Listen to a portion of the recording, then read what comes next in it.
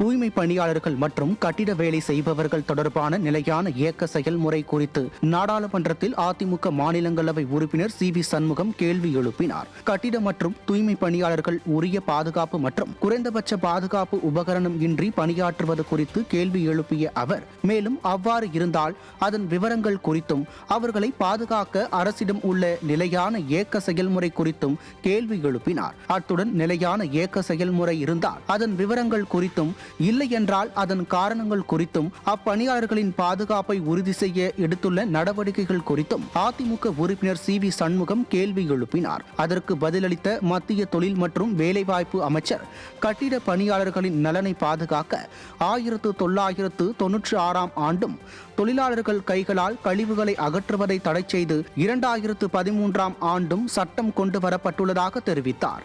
மேலும் அவற்றை நடைமுறைப்படுத்துவது மாநில அரசின் பொறுப்பு என்றும் தெரிவித்தார்.